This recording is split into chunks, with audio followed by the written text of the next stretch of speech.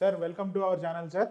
నమస్కారం అండి. సార్ చాలా రోజుల తర్వాత మళ్ళీ మా ఛానల్కి వచ్చారు. చెప్పండి సార్ నిన్న ఏదైతే పిలిపించారో రైతు దానికి ఎట్లా జరిగింది, అసలు ఎంత ఎంత సక్సెస్ అయింది, కానీ బయట ఎక్కడ కూడా టీవీలో కానీ ఎక్కడ కూడా చర్చ రావట్లేదు. ఏం జరిగిందంటారు అసలు? యాక్చువల్గా రాజకీయాల కోసమో రాజకీయం చేయటం కోసమో చేసింది కాదు. ఇవాళ వైఎస్ జగన్మోహన్ రెడ్డి గారు, మా పార్టీ అధ్యక్షుడు ఎవరైతే వైఎస్ జగన్మోహన్ రెడ్డి గారు ఉన్నారో, వైఎస్ జగన్మోహన్ రెడ్డి గారు రైతులకి వైఎస్ఆర్ కాంగ్రెస్ పార్టీ అండగా ఉంది. రైతుకి ఎటువంటి అన్యాయం జరిగిన, రైతుకి ఎటువంటి అధైర్యం కలిగిన, రైతుకి వైఎస్ఆర్ కాంగ్రెస్ పార్టీ అండగా ఉంది. వైఎస్ఆర్ కాంగ్రెస్ పార్టీ క్యాడర్ అండగా ఉంది.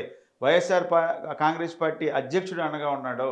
టోటల్గా ఈ రాష్ట్రంలో వైఎస్ఆర్ కాంగ్రెస్ పార్టీ బలంగా మీకు సపోర్ట్గా ఉంది అన్న నినాదాన్ని పంపడానికి ఇవాళ ప్రజల్లోకి వెళ్ళటం జరిగింది. ఇవాళ మీరు అన్నారు ఎక్కడ ఏం అడావుడు లేదంటే టీవీల్లో అది అడగండి.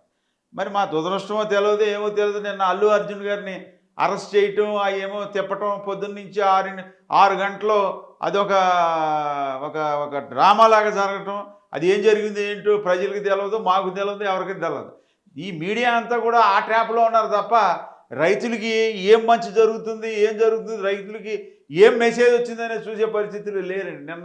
నిన్న మా దురదృష్టంగా ఉంది. నిన్న మరి ఆ అల్లు అర్జున్ గారు నిర్ణయం అరెస్ట్ చేయటం ఏంటి నాకు అర్థం అవ్వట్ల. దీని మీద ఏమైనా కుట్ర జరిగిందని కూడా నాకు అర్థం అవ్వట్ల. ఇవాళ మేమేమన్నా రైతుల గురించి చేస్తున్నామని ఇదేమన్నా తీసుకొచ్చారా ఏంటి? ఇది కూడా ఆలోచించాలా. చెప్పండి. కానీ రైతు విభాగ అధ్యక్షుడిగా మీకు మొత్తం తెలుసు ఎక్కడెక్కడ ఏం జరిగిందని. కానీ ఏదైతే టీవీలో కానీ ఎక్కడైనా చూసిన దాన్ని బట్టి చూస్తే కనుక ఎక్కడ చూసినా కానీ నాయకులు బాగా వచ్చారు, బాగా జరిగినాయి. కలెక్టర్కి వెళ్ళేటప్పుడే కూడా ఈ కృష్ణా జిల్లా కానీ గుంటూరు జిల్లాలో చూస్తే కనుక నాయకుల్ని అసలు హౌస్ అరెస్టులు చేయటం, వెళ్ళేటప్పుడే అరెస్ట్ చేసేసారు. అంటే గవర్నమెంట్ అప్పుడే భయపడిపోయిందా? మీ దీక్షలు, మీ రిప్రజెంటేషన్ తీసుకుంటానికి కూడా ఎందుకు ఇబ్బంది పడుతుంది?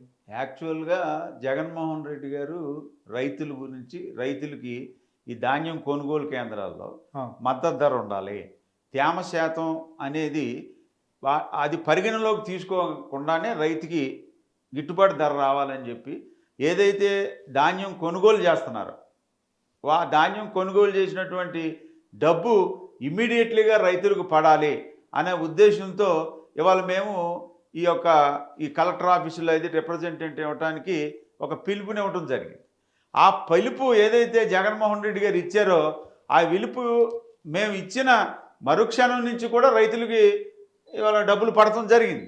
ఇదివరకు ఆర్బీకే కేంద్రాల ద్వారా ఇవాళ ఆర్బీకే కేంద్రాలని ఇతర రాష్ట్రాలు కాకుండా ఇతర దేశాలు కూడా వచ్చి ఇక్కడ అప్రిషియేట్ చేయడం జరిగింది.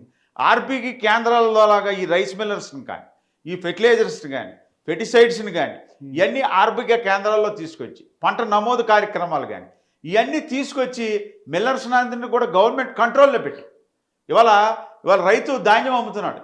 దాంట్లో తేమ శాతం ఉందని చెప్పి 400, 350 రూపాయలు ఇలా తగ్గించుతూ కూడా పోతున్నారు.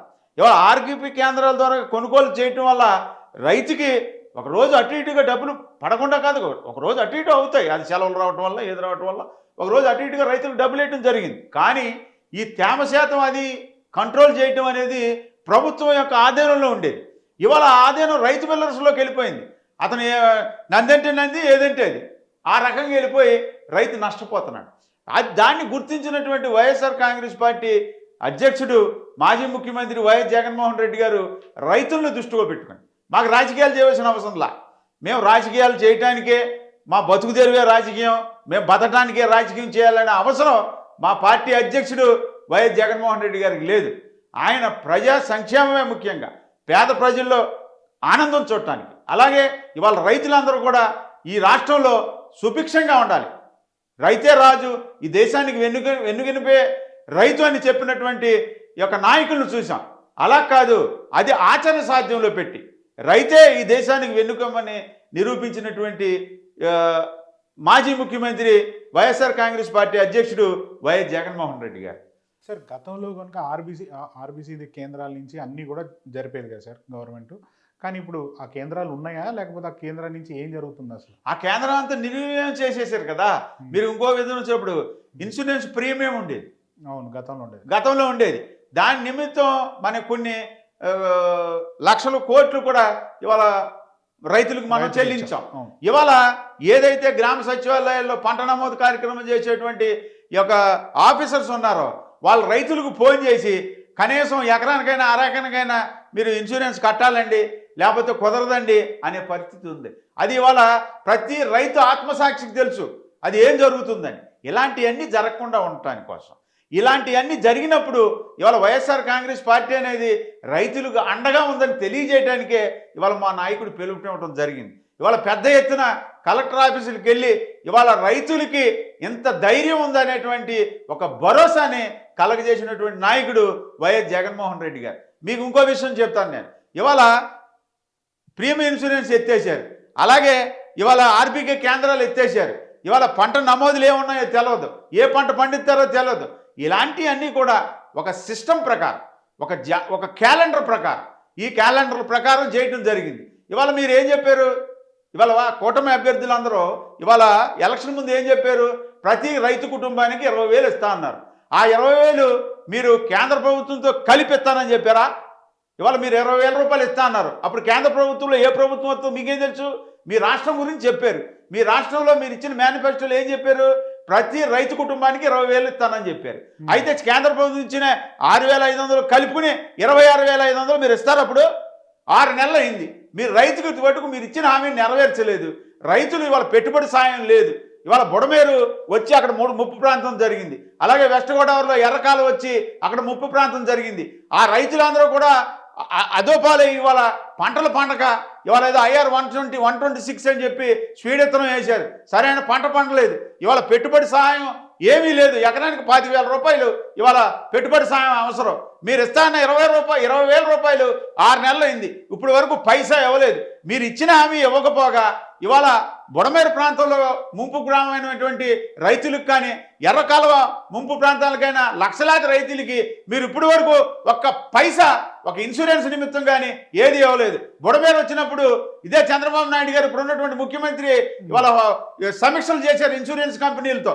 సమీక్షలే 6 నెలలు అయింది. ఇప్పుడు వరకు అసలు ఏం జరుగుతుందో ఏంటో తెలియదు. రైతుకి ఏమి భరోసా ఇస్తారో కూడా తెలియదు. ఇవాళ ఈ పరిస్థితుల్లో ఉంటే ఇవాళ రైతు తను పొద్దునుంచి సాయంత్రం దాకా తన పంటలు పండించుకునే కార్యక్రమంలో ఉండి ఈ డబ్బులన్నీ నష్టపోయి ఇదే పొద్దున ఏం చేయాలి, మనం ఆత్మహత్య చేసుకోవాలా, ఏం చేసుకున్న పరిస్థితుల్లో మీరు అలాంటి పరిస్థితులకు వెళ్ళవలసిన పని లేదు. ఇవాళ వైఎస్ఆర్ కాంగ్రెస్ పార్టీ అధ్యక్షుడు వైఎస్ జగన్మోహన్ రెడ్డి గారు మీకు అండగా ఉన్నారు అనే వాయిస్ని, అనేటువంటి మెసేజ్ని రైతులకి ధైర్యం చెప్పడానికి, రైతుల్ని భరోసా ఇవ్వడానికి ఇవాళ ఇవ్వడం జరిగింది. అలాగే ఇవాళ నేను ఇంకో సూటికి పరిచిన అడుగుతున్నా. ఇవాళ ఈ ప్రభుత్వాన్ని ఆక్వా రైతులకు మీరు ఏం చెప్పారండి? 2018 జనవరిలో మీరు aqua zone, non aqua zone పెట్టింది ఎవరండి? చంద్రబాబు నాయుడు గారు కాదా? మీరు ఏం చెప్పారండి ఎలక్షన్లో? మీరు మీ కూటమిలో ఉన్న అభ్యర్థులు ఏం చెప్పారండి? జగన్మోహన్ రెడ్డి పెట్టారని చెప్పారు. అంటే మీరు ఇచ్చిన జీవో మీరే మర్చిపోతే ఇవాళ మీరు ఏదో కాల్చిన గుట్ట ముఖం మీద వేసినట్టు వేయటం అనేది కరెక్ట్ కాదు. మీరేం చెప్పారు? ఇవాళ మా ప్రభుత్వం రాగానే aqua zone, non aqua zone అనేది పరిధి లేకోకుండా మీకు యూనిట్ రూపనర్ సబ్సిడీకి ఇస్తా అన్నారు. అలాగే మీరు ఏం చెప్పారండి? ట్రాన్స్ఫార్మర్లో సబ్సిడీలు ఎత్తా అన్నారు, ఏరివేటర్స్ సబ్సిడీలు ఎత్తా అన్నారు.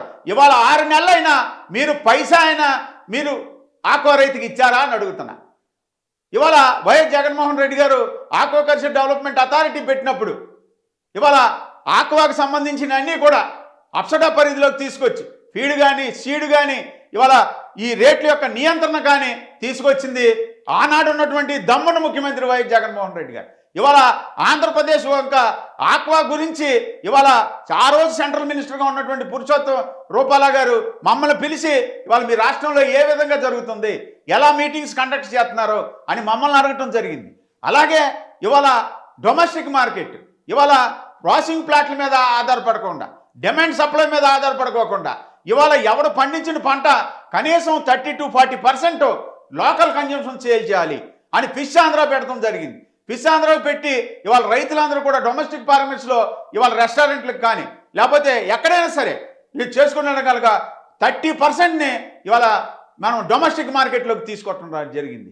ఇవన్నీ ఆ రోజున ఆ ముఖ్యమంత్రి గారు వైఎస్ జగన్మోహన్ రెడ్డి గారు చొరవతో చేయటం జరిగింది. ఇవాళ ఆక్వాకల్చర్ డెవలప్మెంట్ అథారిటీ అనేది ఒక నార్వేలో తప్ప ప్రపంచంలో ఎక్కడ లేదు. ఎందుకంటే నార్వేలో సాల్మన్ ఫిష్ ఉంది కాబట్టి దాని ఎక్స్పోర్ట్ విపరీతంగా కొన్ని బిలియన్ డాలర్స్లో ఉంది కాబట్టి అక్కడ పెట్టడం జరిగింది. తర్వాత ప్రపంచంలో ఆక్వాకల్చర్ డెవలప్మెంట్ అథారిటీ ఈ దేశంలో ఎక్కడ లేదు, ఒక ఆంధ్రప్రదేశ్లో ఉంది. అంటే ఆంధ్రప్రదేశ్ ఆనాటి ముఖ్యమంత్రి ఇలా వైఎస్ఆర్ కాంగ్రెస్ పార్టీ అధ్యక్షుడికి ఎటువంటి ముందు చూపు ఉంది, ఎటువంటి చిత్తశుద్ధి ఉంది అనేది మీరు తెలుసుకోవాలి. మీరు ఇచ్చిన ప్రామిస్ ఏ విధంగా మీరు అమలు పరుద్దామని చెప్పారు? కనీసం ఆక్వా రైతుకు భరోసా ఉండే విధంగా మీరు చెప్పి మొన్న జరిగినటువంటి బడ్జెట్ సమావేశంలో ఆక్వా రైతులకు రూపనార్స యూనిట్ సబ్సిడీ కింద ఎంత ఇస్తామని ఏమైనా చెప్పగలిగారా? అసలు మీ ప్రభుత్వం 2018లో మీరు గణాంకాల ప్రకారం చూస్తే ఆక్వాజోన్ నాన్ ఆక్వాజోన్ కాకోకుండా 4,62,000 ఎకరాలు మీరు సాగు చేస్తే ఇవాళ ఆ రోజు నాన్ ఆక్వాజోన్ కానీ సంబంధం లేకుండా 64,000 కనెక్షన్స్ ఉన్నాయి. ఇవాళ 64,000 కనెక్షన్స్ ఉన్నాయి. అంటే అప్పుడు ఆక్వాజోన్ పరిధిలో ఉంది 75 నుంచి 85,000 ఎకరాలే మీకు సాగులో ఉంది. ఇవాళ వైఎస్ జగన్మోహన్ రెడ్డి గారు ఇవాళ ఆక్వాజోన్ నాన్ ఆక్వాజోన్ ఉండటం అనేది సెంట్రల్ గవర్నమెంట్ నామ్స్ ప్రకారం ఉంది. ఇవాళ ఎంత కిలోమీటర్లు 2 కిలోమీటర్ల రేడియస్లో ఇది ఇలాగ ఉండాలని అంటే ఇవాళ ఏదైతే కాలువ కింద ఉన్నటువంటి భూములు ఉన్నాయో అవన్నీ కూడా సౌడు భూములు, ఎప్పుడు కూడా వాటర్ నిల్వ ఉండే భూముల్ని చెరువులు తవ్వుకోవటం వల్ల రైతుకు మేలు జరుగుతుందనే ఉద్దేశంతో ఆక్వాజోన్ పరిధిలోకి ఎంతమంది రైతులు ఉంటే అంతమంది ఆక్వా రైతుల్ని ఆక్వాజోన్ పరిధిలోకి తీసుకొచ్చి 75,000 80,000 ఉన్నటువంటి ఆక్వాజోన్ రైతుల్ని పరిధిలోకి 3,46,000 ఎకరాల్ని తీసుకొచ్చినటువంటి ప్రభుత్వం ఆనాటి ముఖ్యమంత్రి వైఎస్ జగన్మోహన్ రెడ్డి గారి ప్రభుత్వం. ఇవాళ 5 సంవత్సరాల్లో 3,640 కోట్లని ఇవాళ సబ్సిడీ కింద ఇచ్చిన ప్రభుత్వం. ఆనాడు 2014 నుంచి 19 వరకు ఉన్నటువంటి ఆనాటి ముఖ్యమంత్రి చంద్రబాబు నాయుడు గారు రైతులకి ఎలక్షన్ ముందు 6 నెలల ముందు యూనిట్కి ₹2 ఇస్తానని చెప్పి 340 కోట్లు డిస్కౌంట్లకు ఎగ్గొడితే జగన్మోహన్ రెడ్డి గారు ముఖ్యమంత్రి అవ్వగానే చెల్లించి మళ్ళీ రైతులకు 3,640 కోట్లు ఇచ్చినటువంటి ముఖ్యమంత్రి వైఎస్ జగన్మోహన్ రెడ్డి గారు. ఇవన్నీ రైతులకు తెలుసు. ఇవాళ మీరు ఇచ్చిన ప్రామిస్ని ఇవాళ మీరు ఇస్తారా ఇవ్వరా? ఇవాళ ప్రభుత్వంలో మేము అపోజిషన్లో ఉన్నాం, మీరు తప్పుడు వాగ్దానాలు చేసి వాళ్ళ ప్రభుత్వాన్ని రన్ చేస్తున్నారు. ఆక్వా రైతులకు మేము అండగా ఉంటాం, లేకపోతే అగ్రికల్చర్ రైతులకు మేము అండగా ఉంటాం. అగ్రికల్చర్ రైతులైనా ఆక్వా రైతులైనా ఈ వైఎస్ఆర్ కాంగ్రెస్ పార్టీకి వైఎస్ జగన్మోహన్ రెడ్డి గారు 2 కళ్ళుగా భావించి ఇవాళ మేము ఇవన్నీ అడుగుతున్నాం. ఇవన్నీ ఎప్పటి వరకు చేస్తారు? మీరు చేయవలసిన బాధ్యత మీకు ఉందా లేదా? అసలు రైతు నష్టపోయిన రైతు ఇన్సూరెన్స్ ఫెసిలిటీ మీరు తీసేస్తే రైతు ఏ విధంగా బతుకుతాడు?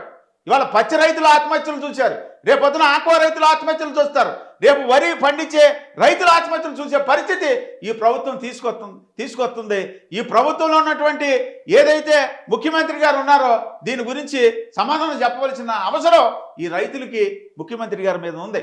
అలాగే ఇవాళ ఆ రోజు ఆక్వాకల్చర్ డెవలప్మెంట్ అథారిటీ ఉండగా ఇవాళ బిఎంసి సెంటర్ని ఇవాళ వైజాగ్ డిస్టిక్ నక్కపల్లి మండలంలో బంగారుగూడెంలో పెడతాం జరిగింది. ఇవాళ ఎక్కడో చెన్నై వెళ్ళి అక్కడ లైన్లో ఉండి ఇవన్నీ టెస్టులు చేయించుకున్న అవసరం అంతా చూసి పెద్ద మనసుతో ఆయన అక్కడ 36 కోట్లు శాంక్షన్ చేయడం జరిగింది. అలాగే చైనా నుంచి అక్కడ సెంట్రల్ గవర్నమెంట్లో మేనేజ్ చేసి ఇట్లా అక్కడ వైరస్ వచ్చిన సీడ్లన్నీ కూడా కాకినాడ చుట్టుపక్కల ప్రాంతం చుట్టుపక్కల ప్రాంతంలో ఆ సీడ్లన్నీ వస్తే ఎలక్షన్ 3 నెలలు 6 నెలల ముందు మా నోటీసుకి వస్తే అది మేము ఆ రోజు స్పెషల్ సిఎస్గా ఉన్నటువంటి పూనం మాలకొండయ్య గారి దృష్టికి తీసుకెళ్ళి జగన్మోహన్ రెడ్డి గారి దృష్టికి తీసుకెళ్ళి కేంద్ర ప్రభుత్వంలో ఉన్నటువంటి పురుషోత్తం రూపాల గారికి ఆ మెసేజ్ను పంపించి అలాంటి వైరస్లన్నింటినీ కూడా అలాంటి వచ్చే వైరస్ సీడ్స్ అన్నింటినీ కూడా రద్దు చేయడం జరిగింది 24 గంటల్లో. ఇవన్నీ కూడా ఇవాళ కూటమి ప్రభుత్వంలో ఏదో మాట్లాడటం కాదు, ఇవాళ మంచి చెప్పండి, చెడు చెప్పండి. ఇవాళ రైతుల పక్షాన వైఎస్ జగన్మోహన్ రెడ్డి గారు నేనున్నాను, నేను మీ యొక్క గోడును విన్నాను అనే ఒక మెసేజ్ ఇవాళ ఏదైతే రైతులకు పంపించారో ఇవాళ రైతులు నిన్న జరిగినటువంటి కార్యక్రమానికి మాకంటూ వైఎస్ జగన్మోహన్ రెడ్డి గారు వైఎస్ కాంగ్రెస్ పార్టీ మాకు అండగా ఉందనేటువంటి ధైర్యాన్ని ఆ యొక్క మనోధైర్యాన్ని వైఎస్ జగన్మోహన్ రెడ్డి గారు ఈ రాష్ట్రంలో ఉన్న ప్రతి రైతుకి కలగజేసాడన్న దానికి నిన్న జరిగినటువంటి మా కార్యక్రమమే ఉదర్శన అది నిజాయితీగా ఆ యొక్క మెసేజ్ వెళ్ళిందనేది నేను చెప్పడానికి వైఎస్ఆర్ కాంగ్రెస్ పార్టీ రైతు విభాగం అధ్యక్షుడిగా రైతుల పక్షాన్ని పోరాటం చేయడానికి నాకు చాలా గర్వంగా ఉంది. సార్ మీరేమో సక్సెస్ అయిందంటారు, వాళ్ళు టీడీపీ కానీ కూటమి ప్రభుత్వం కానీ మా దగ్గర అసలు డబ్బులే లేవు ఇవ్వడానికి, సంక్షేమ పథకాలు మెల్లగా చేస్తాము ఇంకా చూస్తాము, మా దగ్గర డబ్బులు లేవని చెప్తున్నారు కదా. మీరు ఎట్లా మేనేజ్ చేసేవాళ్ళు ఇవన్నీ కూడా? మనకు ఒక విజన్ ఉండేది. జగన్మోహన్ రెడ్డి గారు తన సుదీర్ఘమైనటువంటి 3640 కిలోమీటర్ల పాదయాత్ర చేసినప్పుడు రైతుల యొక్క కష్టాలు చూశాడు. అలాగే ఆటో కార్మిక అన్నదమ్ముల యొక్క బాధలను చూశాడు.